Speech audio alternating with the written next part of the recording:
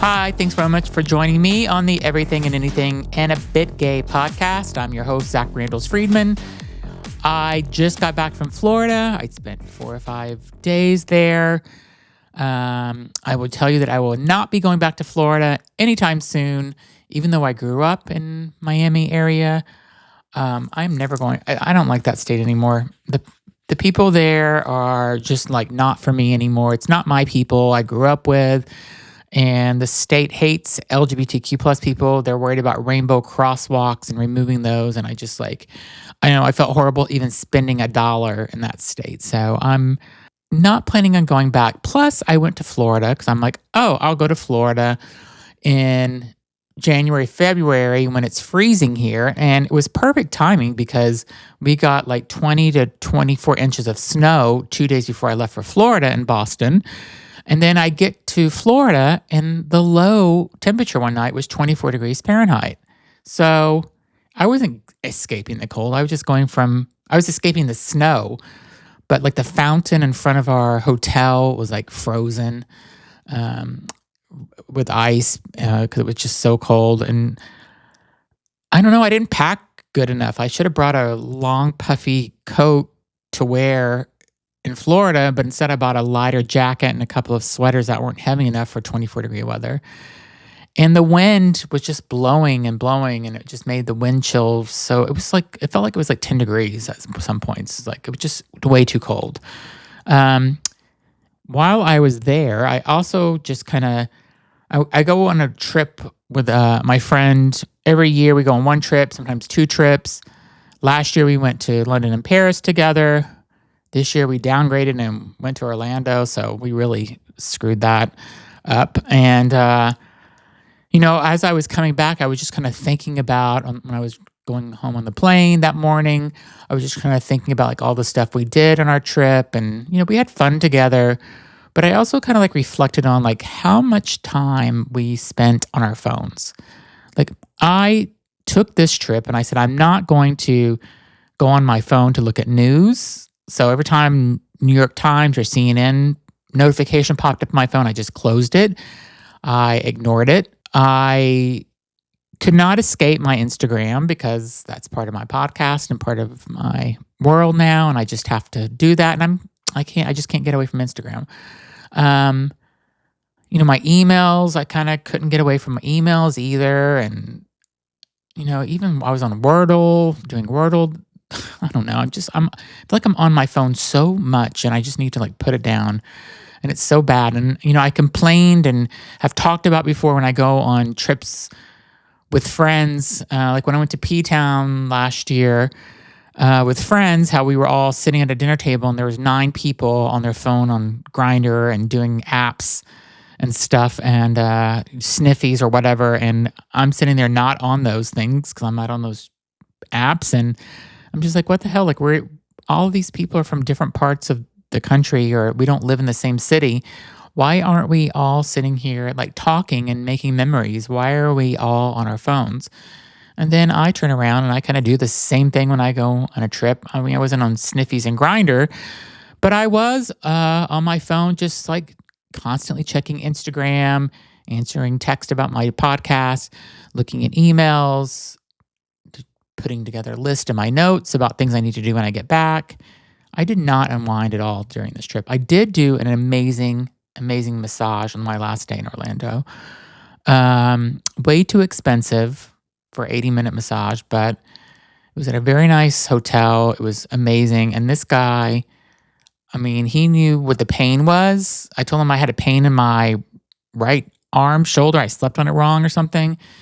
He knew exactly where to go. I didn't have to show him or point it out. He got rid of the pain. I told him I walked like 15 miles the last 2 days. And he went right for my lower back, got my shoulders. My shoulders are always like concrete because they're always so stiff. And he knew right where to go. I wish if I was a multi-millionaire, I would hire this guy to be just my masseuse like every day after work. I guess if I was a multi-millionaire, a billionaire, I wouldn't be working so much. But I would have him give me a massage every day because that's what I need in my life. I need a massage every day because this guy was so good and he could like read where your pain is in your body and just like he just got rid of it. So the trip to Florida was worth it just for that massage, I guess, and to hang out with my friend and to see my friend. But other than that, Florida just isn't for me. They're just too worried about how they can destroy LGBTQ plus communities' lives and erasing crosswalks, pride crosswalks, and things like that. And I just don't want to give my money to a state like that anymore. So bye, Florida. Won't see you again for a long time, at least until you get a new governor. But let's get into my guest today because this was one of my dream guests. I have a list of guests. I have a guy that kind of does advising for me, like helps me guide me. He works with a lot of influencers and podcasters, and he is just like a great sounding board and tells me when I'm doing something right or wrong with my podcast. And he's amazing. And one of the tasks he gave me is to write down 10 people you would want to interview. And I came back the next session that we had, and he's like, yeah, this list is weak. You're holding back. I want you to come back with a list of people that you want to interview that you're embarrassed to even say out loud. So, and I want you to come up with more than 10. So I went back, I wrote down my list of people. I had some of the typical people. If you're a listener of my show who I love Madonna, I would love, even though I think I'd be very intimidated to interview her, I would still love to. But I'd want to do it one-on-one at her house. And then she's like, okay, stay for lunch. And then she's like, okay, we'll just stay for dinner and then stay the night. Like, I want to be her friend. But I have other people that I would love, love, love to interview. And I actually got to interview one of the people that were on my list this week. And you're going to hear his podcast today. He is multi-talented. So he's a singer, he's a songwriter, he's an actor, he is a radio host, a radio co-host. He's a writer. I mean, just talent oozing out of him. The other thing is that he is so fucking good looking. And I'm not sure if he knows how good looking he is. Maybe he does, but he doesn't act cocky or anything like that. And the other thing that I really loved about him is that I do podcast interviews sometimes, and this doesn't happen so often, but I forget I'm on the podcast. I'm having a conversation with somebody, and I completely just forget that I'm supposed to be asking questions because it's just a conversation. And that is how I felt today about the interview you're going to hear. That's how I felt when I was doing the interview. It was just such a good conversation, and he is so genuinely nice. Like, who he is on the radio and who you'll hear on my podcast is who I think he is in real life. He's nice. He's genuine. Again, talented and super amazingly good looking. And I felt so honored to interview John Hill. So if you are a gay man and you don't know who John Hill is, then shame on you. You should be following him on Instagram, and you should be going to the description of this video or podcast and following him right away because he does funny, amazing posts.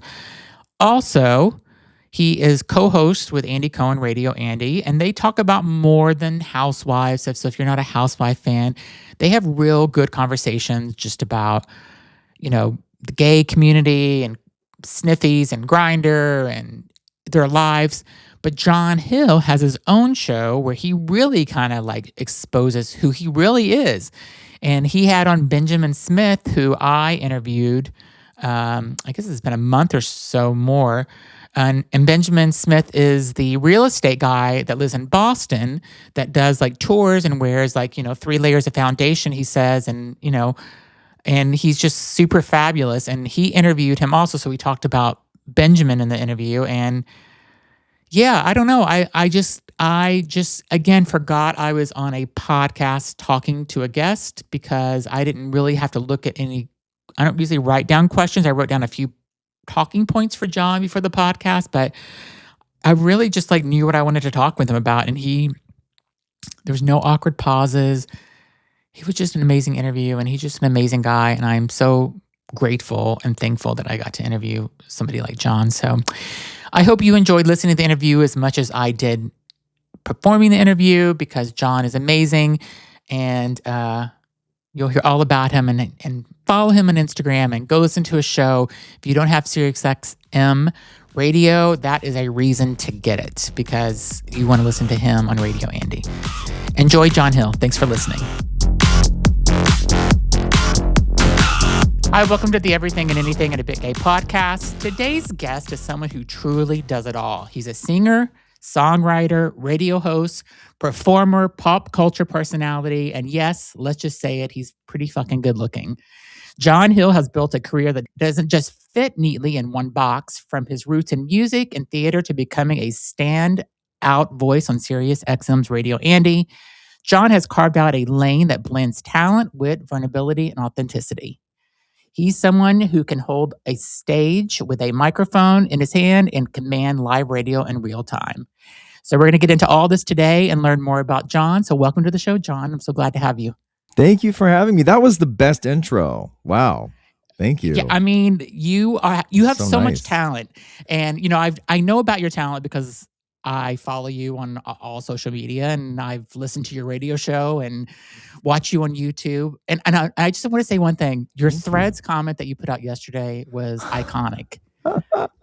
It was basically like, I'm not going to rage any longer on Thread. Mm-hmm. I'm going to focus on compassion and love, and Christy Nome is a cunt. And I loved it. Well, that was a very authentic thread, because I am trying to do less rage engagement. I do want to put out, it started out, I was being honest. Like, I'm not going to fuel this anymore. I'm not going to spew rage. I'm taking the bait from these bots and stuff. And then at the last minute it was like, but also I just want to say about Miss Nome, I can't not. Yeah. I want to kind of just ask you, you are so well known now. You're Am I? Living in Yes, of course. I told a couple of people who are not necessarily Andy Cohen Bravo fans, and they knew exactly who you were. Wow. I think do you not think that you're well known and famous now? I don't know. Maybe it's because I sit with someone who is so famous, and I do feel pretty known. Listen, if you have SiriusXM, I think most people who listen to Radio Andy know who I am. But after there's a lot of people early on in the Broadway days when I did Broadway shows. A lot of those people know me, so I'm known in little pockets. Little niches know me. So collectively, I guess I'm sort of well known, but I wouldn't say I'm famous or anything like that. No, I think you are. I think you're not giving yourself enough credit. I have a straight guy friend and told him about you, and he's like, "Oh yeah, John Hill, I know who he is." Get out of here. Even the straight, white guys know who you are. So I do like getting a straight comment. I sometimes get a DM from a straight guy who listens to some radio show or something, and that always blows my mind because I'm so gay.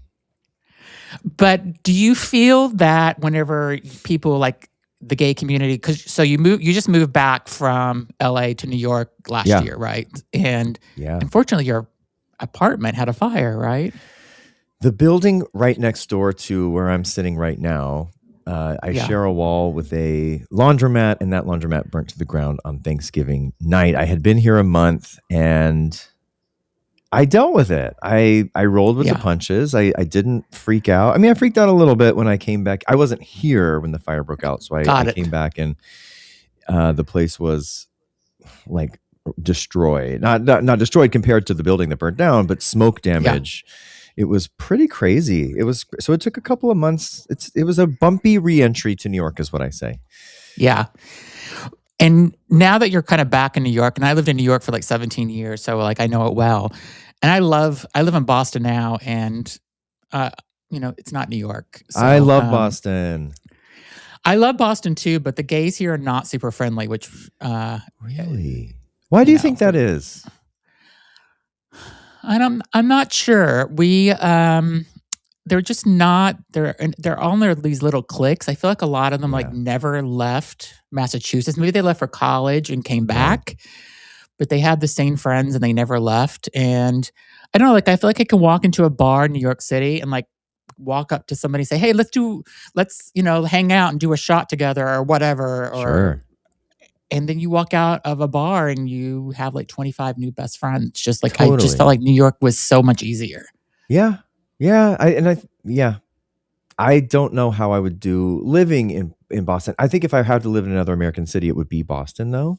Yeah. Um, I mean, the guys here are hot, and then it's a great city, and it's liberal, and but it's you're not New closer to York. P Town. Yes, you can get on the ferry, and you're in P Town in 90 minutes, so that's Yeah, amazing in the summer. So, I have a couple of shows in P Town this summer. Come see it. oh, when do you have the dates yet?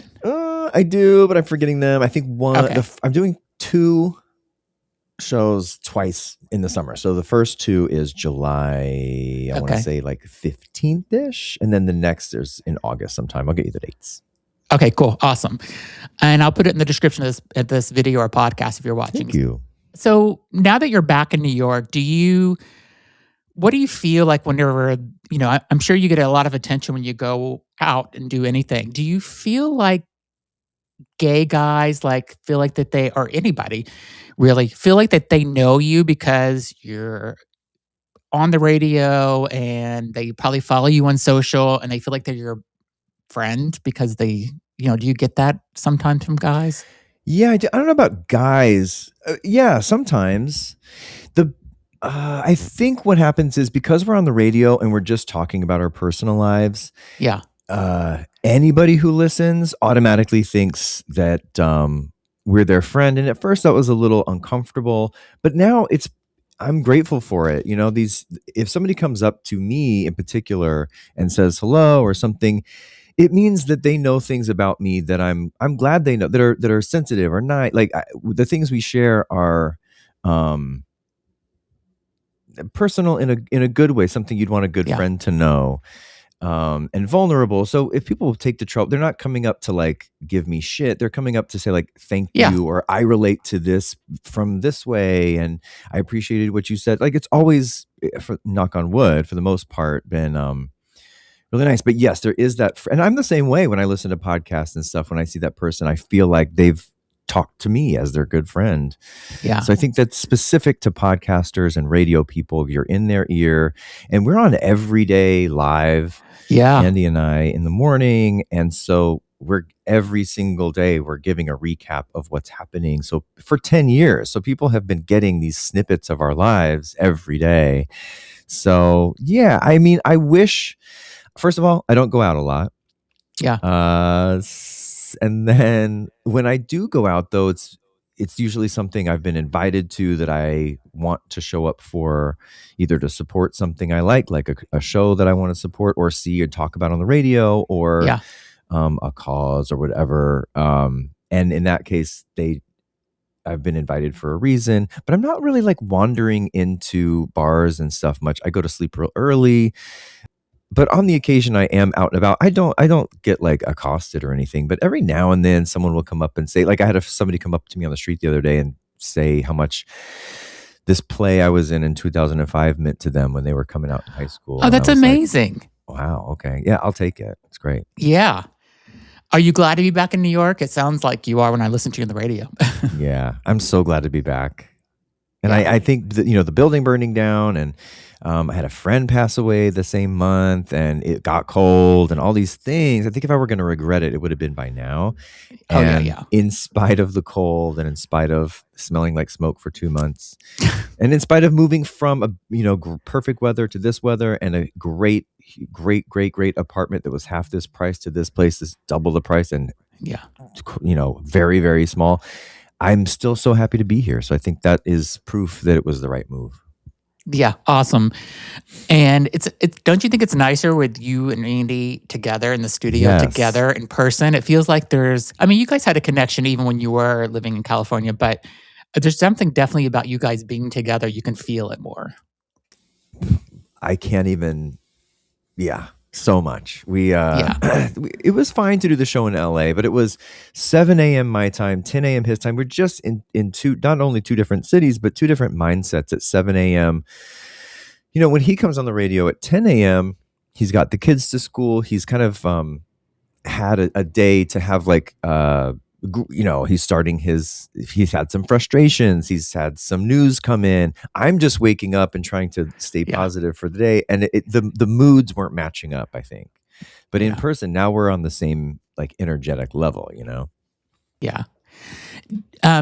Do you get tired of people kind of saying, "Oh, you and Andy should be together. You guys should get together again." Like, do you get tired of hearing that? Well, it's mostly women who say Yeah. that. I think gay guys understand that Yes. if you've been broken up with a boyfriend for 20 years, you've probably adjusted to new roles in a new relationship, and but women love that They idea that, do. yeah. I met a woman the other day who was like, right off the bat, like, well, do you think you'll ever get back together? And I was like, I mean this with love, but like, are you crazy? Like, how do you see that happening? And then she was like, okay, okay, okay. Well, she's like, what about Jeff Lewis and Andy? Like, they'll end up together, right? I'm like, how do you No. think this works? How do you think that we've all been kind of working together since 2005, and I don't know if I mean, that would again be a miracle to look at someone you've worked with for 20 years and known to just be like, oh, wow, there's something romantic. I don't know. I think that women like that idea that it's possible, and it is possible. It's just not likely, I guess. Yeah. I can never see Jeff Lewis with either of you, actually. I don't think he would be I don't know. I think a different personality type. I mean, Andy and I, as much as and we don't really argue, but as much as we discuss things from, Yeah. if I hear him talking about something from one POV, I try to just say, well, there's also this to think about, because we're on the radio talking, but we really agree on 99.9% of everything, like everything. We kind of play it up for the radio because if you're listening, you want to hear both sides of something, but like Yeah. really, that's why we broke up, because we were such good friends. We got along so well, but it just was more of a friendship than romance, I think, in the end. I love it when you guys get into like conversations where it feels like sometimes you don't even realize you're on the radio, where you're just having a Yeah. conversation and it makes it so good. I think we And do I'm forget. like, yeah. And you're talking about something that's like, I relate to totally. Like, it's like, oh, that's the conversation me and my friends would have. And you start talking about, I don't know, Grinder or Sniffies or whatever it is. And I'm like, oh my God, like these guys, I think people forget that you're real people, like, Yeah. and, it's kind of crazy how people, I wish more gay people had tuned in, because I think we are extremely real and going through real things that gay guys go through, and I think there's not a lot of that on mainstream platforms. No. Sirius is a big corporate brand, and if you look at what's also on Sirius, it's a lot of music, it's a lot of like Howard Stern, Megyn Kelly, things like this, and like you have one channel over here that is like every week I either have a gay person, a trans person, a person of color. They're all Yeah. gay usually. If not gay, they're pretty close to it, or some kind of gay. You know what I mean? And I think that's really important. And I'm really proud of that, more so than anything else. I think in terms of my show, The John Hill Show, which is just me and guests, I love I think that. your show's phenomenal. Like, Thank you. I'm not going to say it's better than I think it's just as good as your and Andy show together, because you have a whole different kind of approach where it feels like you are sitting down with that person and just like having a coffee with them and talking with them, and you make it feel so intimate, like you're there. And we get people on the show who I'm truly interested in, and I like, and because I'm not in the like press junket wing of things, I don't have to have whoever is coming, whatever celebrity is coming in to talk about their book or talk about their new thing. I don't really care. I get people on here on my show who are interesting, have something unique to say, and I like to expose our listeners to different kinds of people instead of just the run-of-the-mill kind of celebrity that comes through to do press. These are like queer trans stand-up comedians and performers, and I think it's very cool. Awesome. Let's talk about someone that we both interviewed, Benjamin Smith. Oh yeah. So from Boston as well.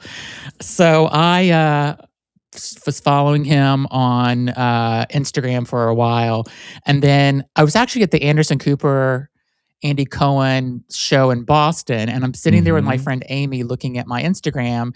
I'm like, oh, Amy, do you know this guy, Benjamin Smith? He's a real?" She goes, "No."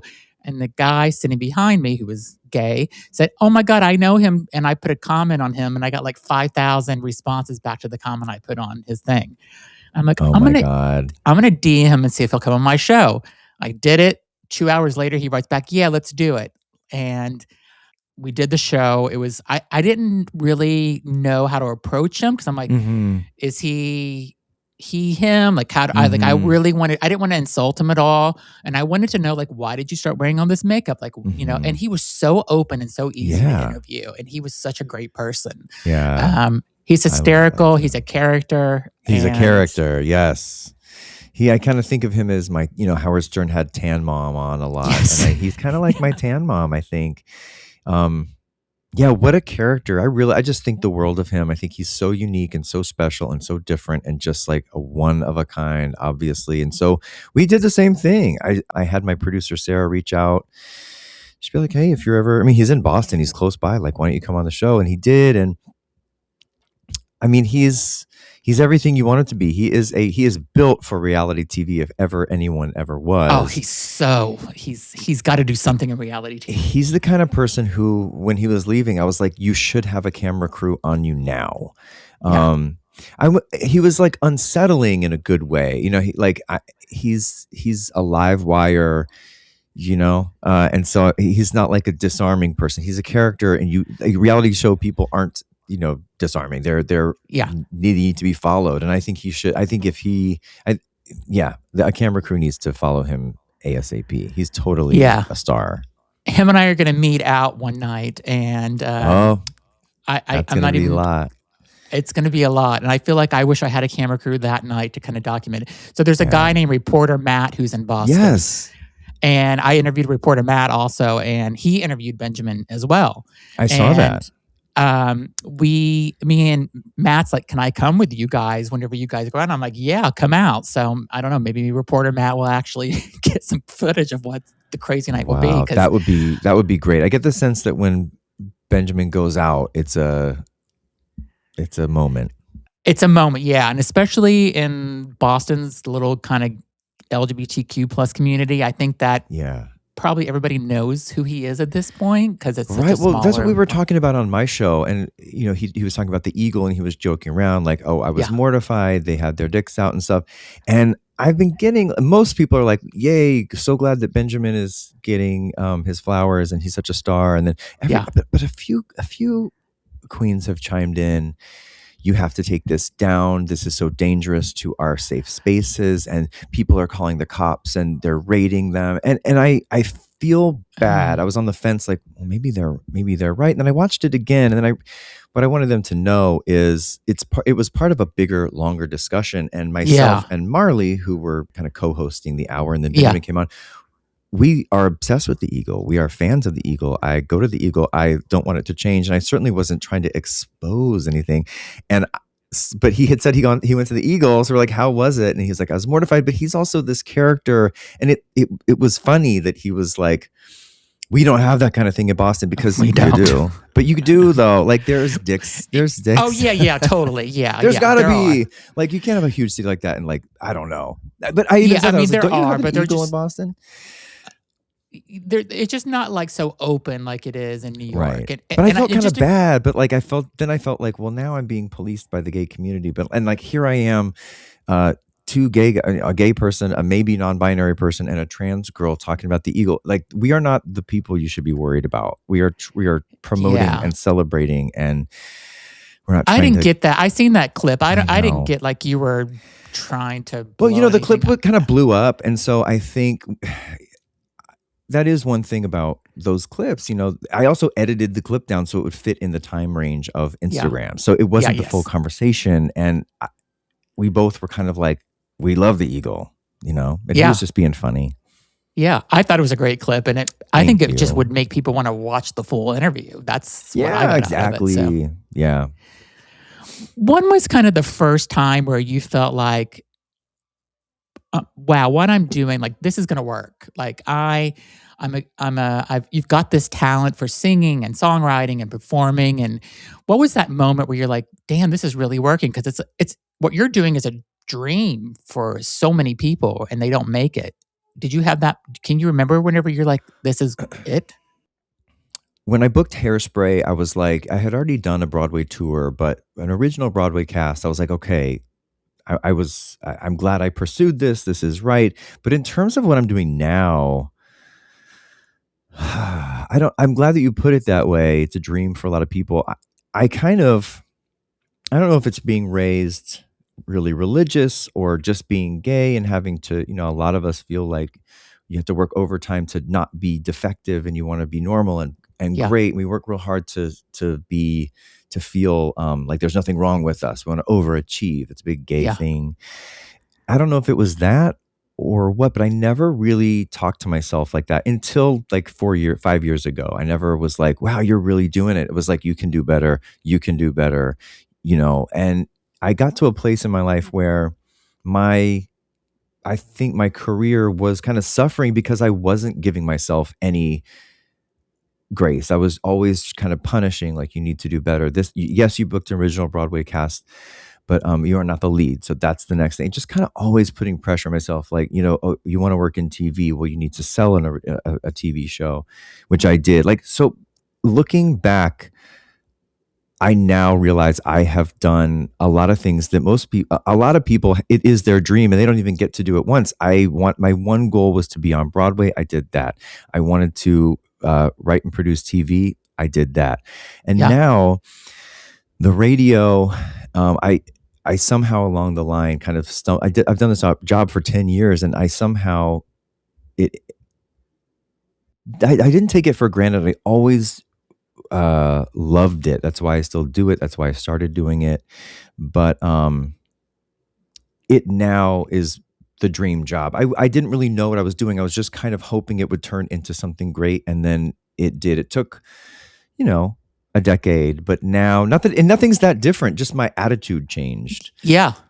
Maybe you had a realization like you are as amazing. Maybe you I realize that. did, I think. I'm well, and like I look around, yeah, we as we get older, our paradigms all shift, and I think I assumed everyone sang, everyone wrote music, everyone acted, everyone was funny, everyone wrote. You know what I mean? And then when I realized, wow, most of the people I know either have boring jobs or they don't do anything creative or Yeah, and I realized how lucky I was that since birth I've been singing, acting, performing, writing, creating things. yeah, And I realized that those are gifts in life. And why would I squander those? Why would I tell myself, well, you need to get a real job? This is not a real career. You need to think of that is absolute bullshit. And when I realized that like 5 years ago, I was in my 40s, I was like, oh, like you're lucky. I'm lucky, even though I'm not a billionaire or a millionaire. Like I'm not rich, you know what I mean? But like once I realized I had the things in life that I just felt very lucky, and I started yeah, focusing on those things. And then all of a sudden my job became, because I was always kind of like, well, it's, I'm doing the show with Andy, but I should be doing like he does. He has a TV show at night or morning and a radio show in the morning. I should have a yeah, TV show and I should go be in a movie. Like, and once I realized, all that other stuff will come, just yeah. kind of like give yourself a break. Yeah, I think it is a dream job. I love it. And if people have not heard you sing, they should go and Google you or go to YouTube. You have an amazing Thank voice, you. Thank you and so it is much. like I haven't seen you perform in person. I've watched lots of videos you and I will be in P Town or wherever you perform Yeah, if you're in come. New York City or Boston was actually the best audience I ever had, was in Boston at the City really? Winery 2 Octobers ago. I was doing my little tour, I was doing my solo show, and I will never forget that audience. I felt like Beyonce. Really? I love They that. were so receptive and so sweet, and they all stayed after. It was a huge, like an hour after we all had like a meet and greet. It was just the best. It was crazy. I kept saying to them, I'm like, what is wrong with you guys? This is so crazy. This is so good. Yeah. Um, how is kind of becoming sober? Like you talk about that. I mean, it seems like it's completely give you a 180 in your life. Yeah. And do you tell me a little bit about that and how that's kind of changed your projection of life? Oh man. Yeah. I feel like like an alien invaded my body when I got sober. I feel like I walk through life totally different because for 20 years, there wasn't a day that went by that I wasn't stoned or high or drunk, Yeah. and I was a late bloomer. I never smoked pot or drank even all through high school or college. It kind of happened later. Wow. Um, and I realized I didn't have tools to cope with life. I never really learned, my parents kind of, they didn't approve of me being gay. And so I think they kind of once they realized, once I was gay, once they knew, Yeah. I think they kind of withheld any like further parenting. They were kind of like, okay, well, if this is your choice, you're on your own. You know, I love them. It's fine. They've, my dad died, but like they kind of figured it out. But I think, that I was 19 when I came out. And I think by the time I turned 25, I felt on my own, and I felt like, wow, I don't have like, who are my role models that have taught me how to deal with rejection, pain, rage, sadness, breakup, heartache, joy, nothing. I didn't have anybody. I didn't really have, I just didn't know how to deal with life. And I was an adult and I was going through big things, career changes, boyfriend. Yeah. And I just started smoking a ton of pot, and then that just grew into, well, this is easy. If I have a problem, I'll just escape my problems and get Yeah. stoned.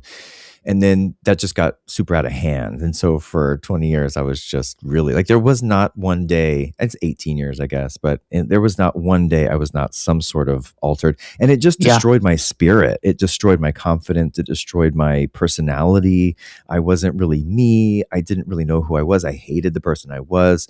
So when I got rid of that stuff and did get sober and started being in recovery, in like true recovery, not just like, well, I'm not going to drink, I'm going to smoke pot. Like really in 2021, everything stopped and I totally changed my life. Everything changed and everything got good. Everything just fell into place finally. Cause I was like, are you going to be a 50-year-old drug addict? Is that what you want to do? Is that who you're going to be?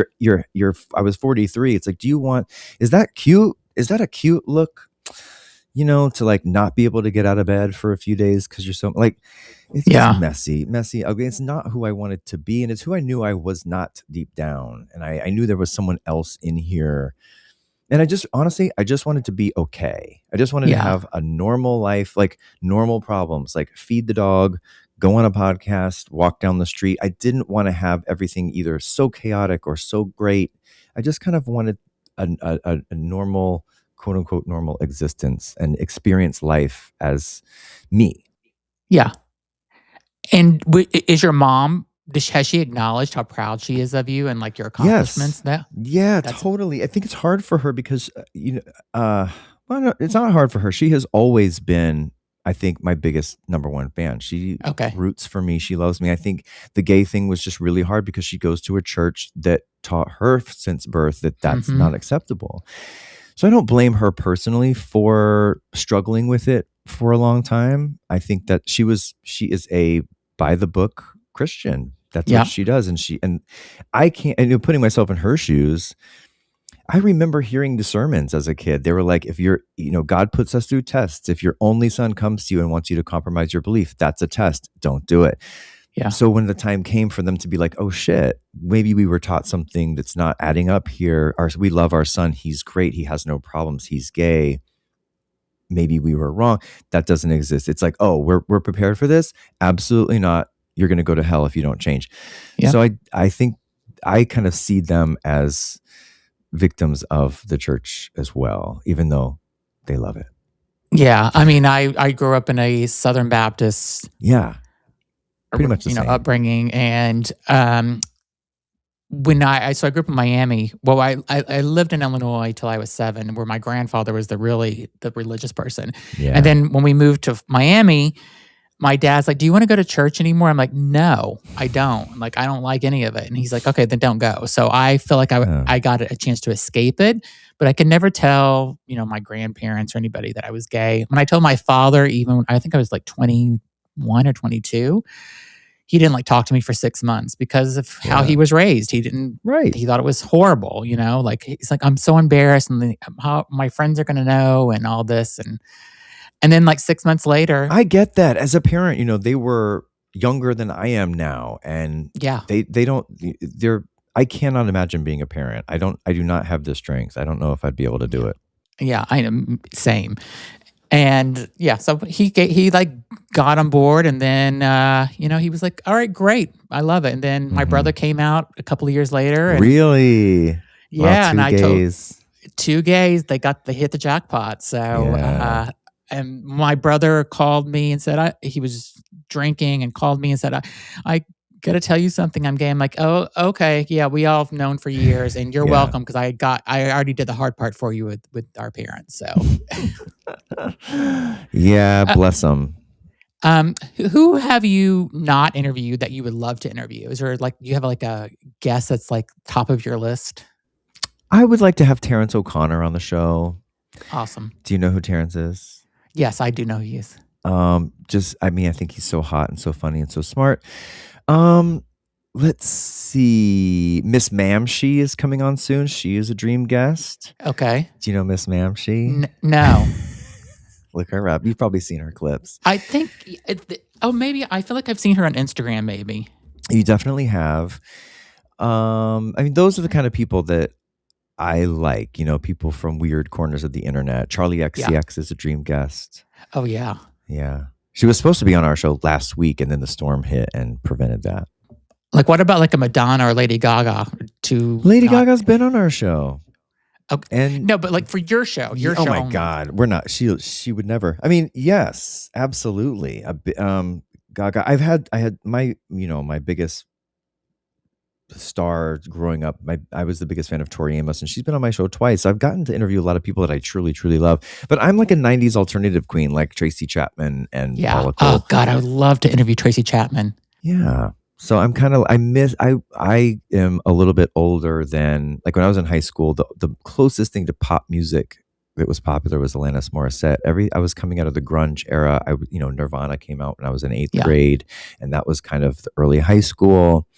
And when I was in college, then Britney, Christina kind of came out. And by that point I was like, what is this shit? This is never going to take off. So it took me a while to kind of come around to traditional pop music. Yeah. I don't know who, like, I'm trying to think who else. I'm so bad with celebrities. Andy is so good with them. And I always, anytime anybody asks me about that, like, who's your biggest like celebrity crush? I'm like, my mind goes blank and I can't think of anybody. I know somebody who I would love to see you with as a boyfriend, but he's married. Cheyenne Jackson. Oh yeah. Well, I just talked to him. One of my very good friends. One of my closest friends. I love him. I think you guys would be so cute together. Yeah, we get along real well as sisters. Yeah. Yeah. But do you have a celebrity crush, or is there somebody that you've kind of interviewed other than Benjamin Smith that you would like to date? That's a good question. I mean, I would say Terrence O'Connor again, but I also that guy we had this gay farmer on who was really hot, and I felt a little spark there. From the show June Farms. He owns a farm in upstate New York. Yeah, look him up. He's really hot. Okay, June Farms. I'll write it down. Have you ever hooked up with one of your guests? Let me think. I'm gonna go through 10 years of doing this.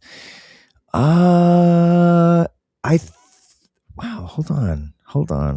I'm thinking on the fly. There's someone I dated kind of, who came on a couple of times. It's coming to me. I think I have. I'm sure I have, but I think it was over 10 years. I feel like you had to have had at least one. I mean, not in the sense that we did the show and then like immediately had sex. Yeah. I think there might have been a hookup. It'll come to me. What are you thinking about you want to do? Like, obviously you have an amazing radio career. You're an amazing singer, songwriter, performer. What do you want to be doing in 5 or 10 years from now?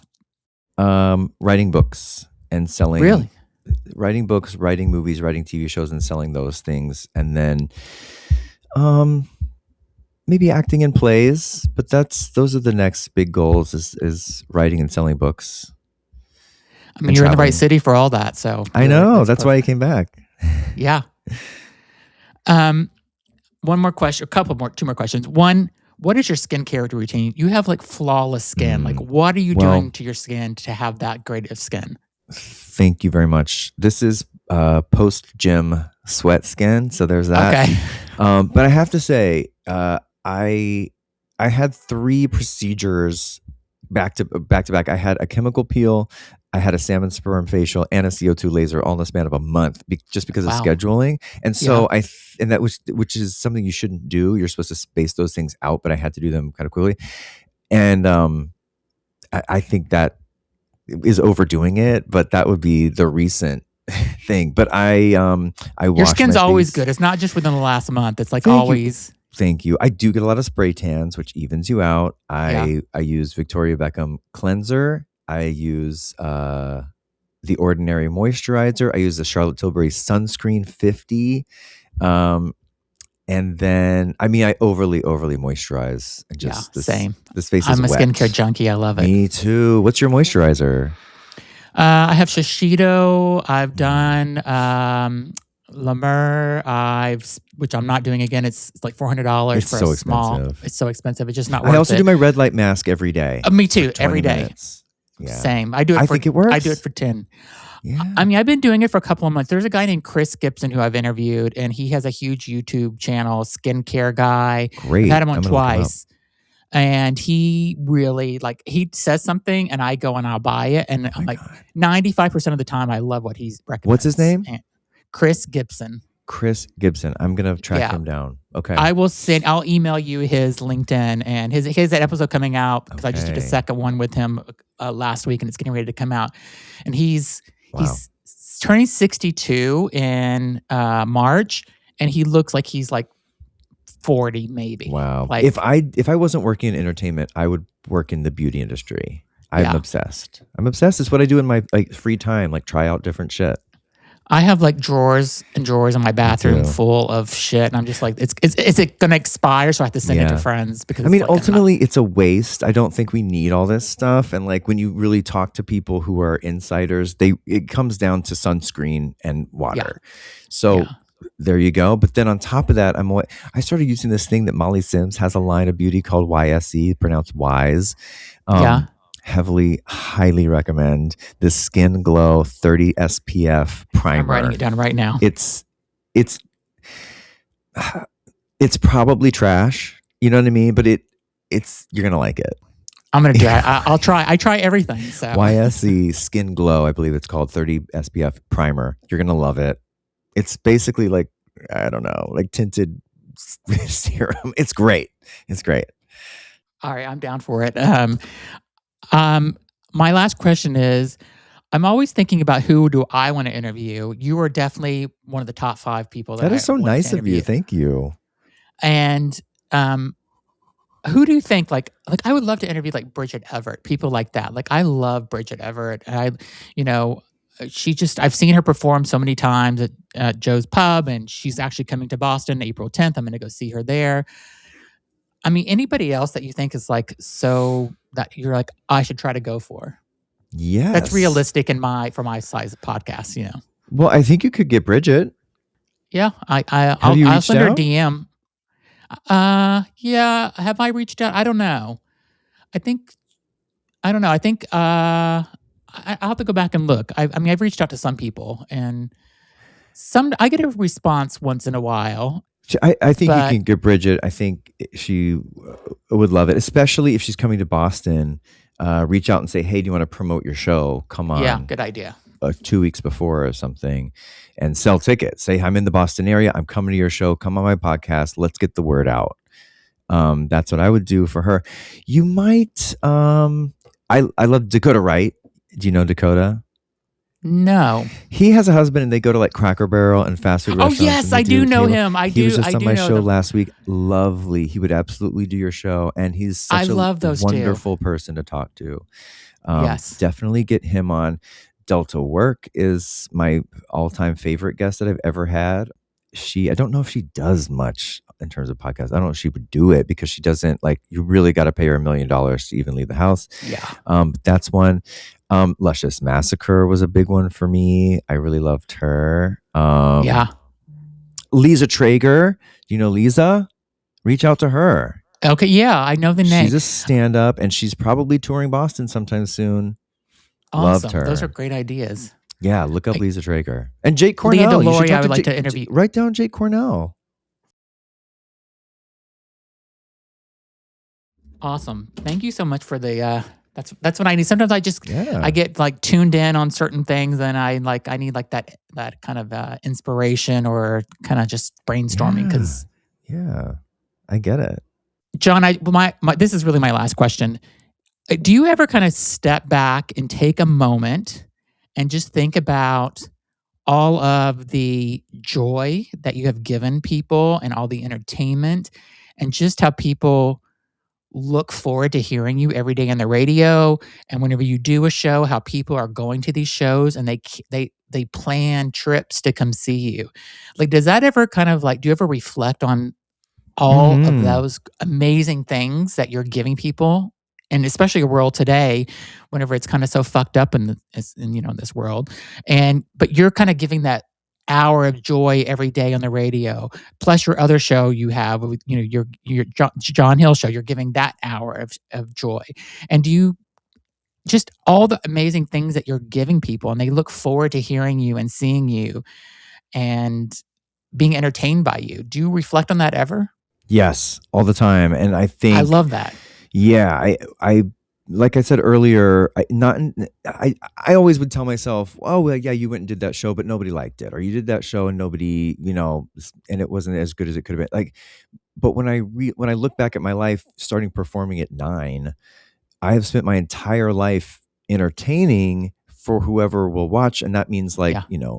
5 shows a day at Six Flags, performing at Disneyland, performing on Broadway all those years, producing television for people to watch and be entertained by, and doing my shows beyond the radio. I have spent my life entertaining.